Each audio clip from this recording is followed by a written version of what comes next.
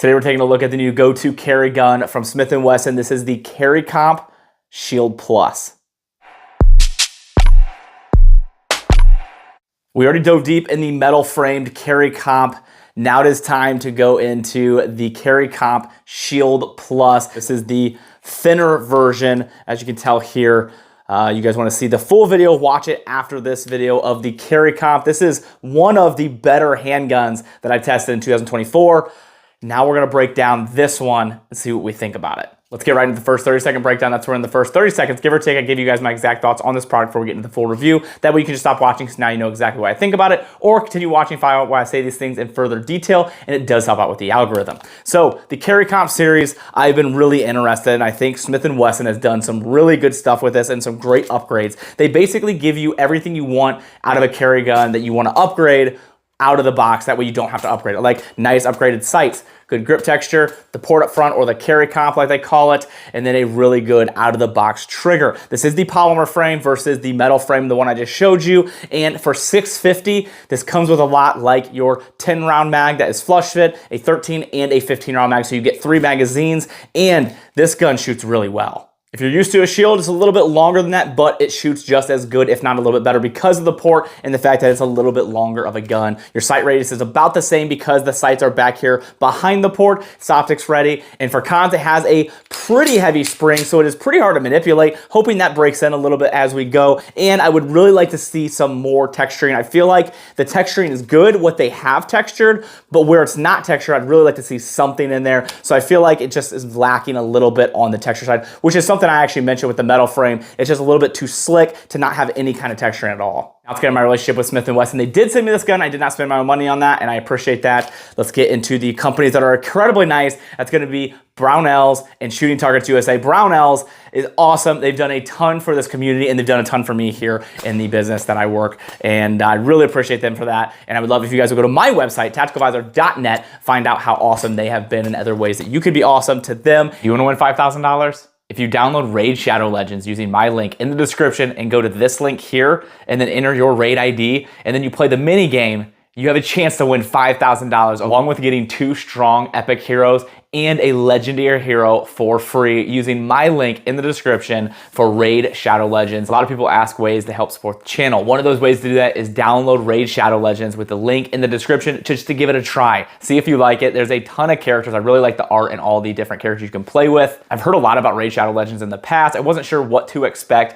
and it can be a little intimidating for newer players, but if you use my link in the description and get all those free characters, it'll help you have a huge leg up when starting. And just a tip, the best starting champion is Kale because he has poison that's incredibly helpful at the beginning parts of the game. So download him, put a lot of points into upgrading him that you can, and then I think that'll help you a ton. Raid Shadow Legends, use the link in the description. Do not forget to try to enter to win $5,000. Thank you for being a big supporter of the channel, and let's get back into the video. So let's just dive into all the parts and pieces of this and go over this gun. Now this is exactly what you want out of the box of a gun that you want for a good concealed carry gun, because a lot of this stuff for, like, say a Glock you would upgrade a lot of stuff. Okay, the first thing you're gonna do is upgrade the sights because you want better sights. Okay, you want a better trigger because the Glock triggers kind of stink. You want some slide serrations, you want good grip texture. This gun has it all. It's optics cut. It has the port up front. It has good capacity and options for mag sizes depending on what you want to do. So I'm really happy what Smith & Wesson did in the fact that they gave it all just right out of the package, and it's not that much more expensive than your normal Shield Plus. It's around $100 difference in that price tag,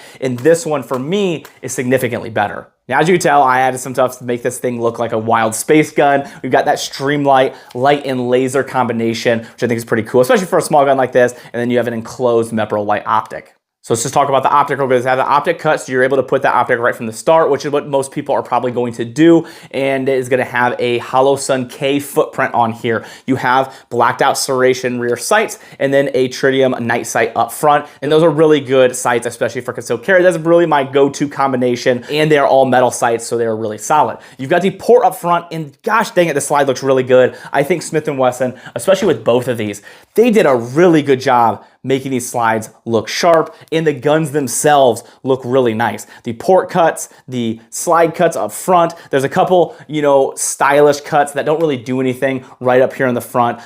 Some would say that just introduce area for debris to get into. It's just like a lightning style cut to make it look nice, but they did a good job with this. I will say, I think This one looks significantly better than this guy, but maybe it's just because they had less slide to work with. I don't know, especially because they were able to add like the charging handle back here, these deep grooves, and a little bit more design to the slide on this one than they were for the Shield Plus, but they still did a good job giving you the ability to manipulate it. Now again, the downside, like I said in the 30-second breakdown, is this thing is really heavy. That spring they went with is incredibly heavy, and I think they did it obviously to be able to help with that recoil, and as you get the benefits of that, you get the downsides of the fact that it's just a little bit harder to manipulate. For those of you that might have a little bit trouble with slides, this one might give you a little bit of fits, but I'm hoping that it breaks in the more that I shoot it. The port itself has a design where it's supposed to be shooting away from your sights to be able to help you with that front sight picture and not lose that. That's why I like that they put the front sight behind it, not in front of it. So when you're shooting, sometimes you do have debris and flames and everything else come out of there. It doesn't get in the way of your front sight. Now in the back here with the original, they had some issues with the gases getting on your optic. They removed that, and now the porting blows it away from your optic, not at your optic. So that's just going to help you keep a cleaner lens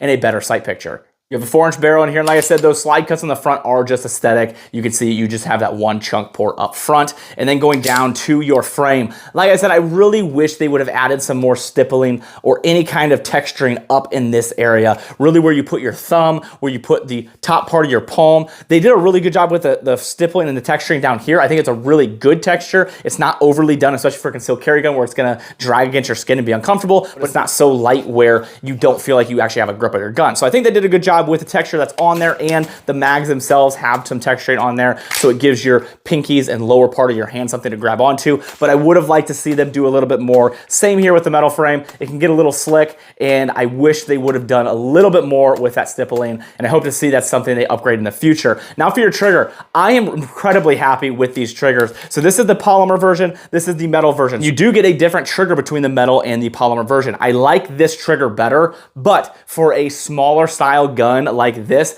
trigger is really, really good out of the box. I'll show you because everyone loves this.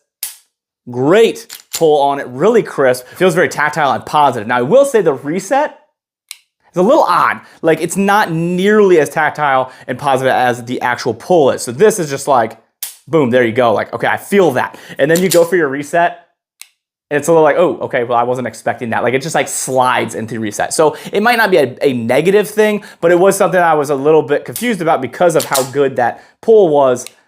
The reset's a little odd. It's kind of the same here for the metal version. You know, that pull is just fantastic. And the reset, it almost doesn't exist. Like it's not what you're used to when you're getting a reset, that click and a very positive feel on that reset. You don't get that with these triggers. Now I'm happy to see that they went away with the hinge triggers. I'm not a big hinge trigger guy. This is more of a flat face, and you remove that safety there, so you're able to not pull that trigger if you don't depress the safety. You depress safety, you have more of that flat face trigger style. I know it kind of looks curved because of that safety, but you remove that, it has a little more flat look to it. This is chambered in 9mm. This is the 13-round magazine. It has a flush fit 10-round, which is nice for those of you that really want a deep conceal, which actually kind of looks goofy because of how much stuff is on this gun and how small the grip is. And then you have the option to go with a big boy if you want, and have the 15-round magazine. Now, a lot of people, and me, myself included, will most likely run the 13-round mag just because I think it has the best grip feel if I'm carrying in a normal way, and then I'll carry the 15 as a spare, or I will carry the 10 with the 15 as a spare. So I really like that they give you 3 mags in 3 different size options. Not like they give you 3 10s and say, okay, upgrade as you want. They give you one of each to be able to decide, you know, which ones you would prefer, and everybody's hand's a little bit different. Being a small gun like this, some of you are really gonna want a little bit longer of a grip, be able to have more control of the gun,